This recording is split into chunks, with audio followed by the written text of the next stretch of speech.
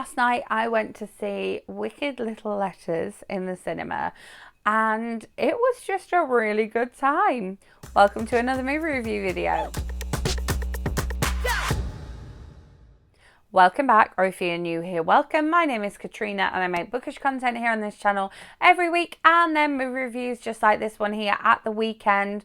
All of my movie reviews are spoiler free, and I will leave a playlist of my recent reviews linked up above in case you are looking for something to watch this weekend. Yes, Wicked Little Letters.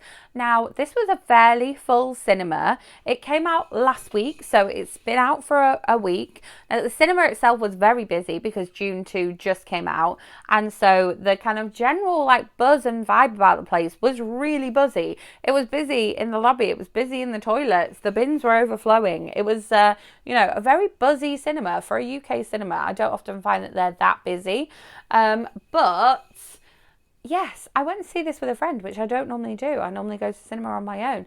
And yeah, it was a fairly full cinema, which made for a really good viewing experience because the whole cinema was laughing. Now, the whole cinema was laughing at the same points, which was nice because, as you know, historically, when I've gone to see British comedy films in American cinemas, I would be laughing at points where they weren't laughing, and that would be quite embarrassing. But I think that they could probably instantly tell, oh, we've got a Brit here, which was fine. I don't mind. You can tell as soon as I open my mouth. But it was really, really nice to be united in the laughing at these comedy moments. I really liked that aspect of it. I liked the fact that we were all kind of laughing at something together. We were all finding something funny together.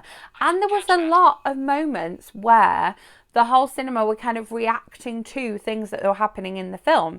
Now, it's not a revolutionary concept of what's happening in the film. Apparently, it's based on a true story, which I did not know going into it. But all I knew about this one was that it's Olivia Colman being funny. It's Jessie Buckley actually being able to act with an Irish accent, which is brilliant. And then it's a lot of swearing. I just heard that there was a lot of swearing in there. And I'm like, yep, so on board for this one. This is going to be really funny. Olivia Colman swearing as well is really funny. And then you've got Timothy Spall and Gemma Jones in there, who are, British acting icons. Hello, Bridget Jones's mum is in here. It's going to be a good time. You've got a lot of people. It's a bit of a who's who of British comedy actors in here. And I just really, really like the casting. I like the performances, and I like the story. These letters are being sent anonymously to poor Olivia Colman, poor Edith, who's a spinster living at home with her parents, sharing a bedroom with her parents. But that was where she lived at the time, the design of the terrace houses. She was sharing a bath with the person next door. They would pass the bathtub back and forth, sharing the washroom with the person next door as well. And she believes that Jessie Buckley's character is writing her these letters about her promiscuity and how she smells and all of these lovely swear words, which I won't repeat here in this video, but there is a great variety of language. I thought it was really funny.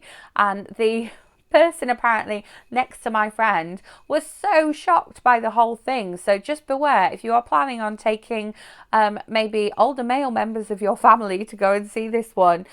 He was absolutely gasping anytime these letters were read out. So just be warned. The feature on the One Show said how much they swore all the time, but it just made for a really good time. Jessie Buckley's performance made me feel so kind of free and wild and inspired, and she was kind of really supporting this female police officer character to take away that W part of her woman police officer part. She would have to introduce herself as woman police officer Moss, and she's like, we can see you're a woman, you don't have to tell us every time, you're just a police officer, you're no different from anyone else. And she was trying to earn the right to have her handcuffs, and there's this whole suffragette story running through it as well, because obviously Edith living at home as a spinster with her parents, very, very, submissive and very proper womanly, as opposed to out there protesting with the suffragettes. And so Jessie Buckley's performance was just the opposite,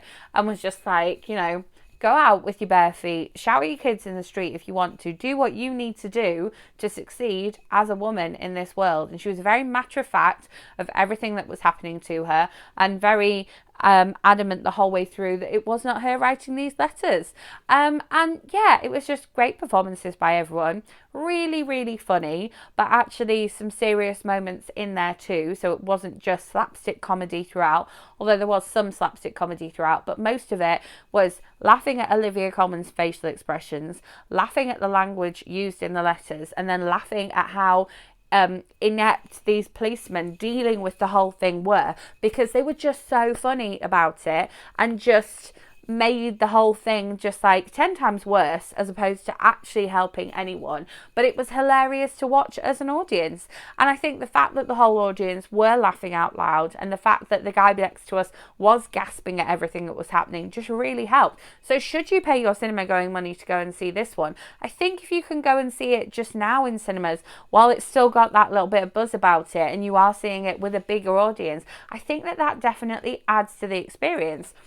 Is it something that you have to see on the big screen because of the cinematography or the editing or the visuals or the sound? No. However, the community sense that you get of laughing at things together and just like enjoying Olivia Colman's facial expressions the entire way through, it's just wonderful. And so I highly recommend paying your cinema going money to go and see this one. As an adult, I would take my adult parents and we would have a great time.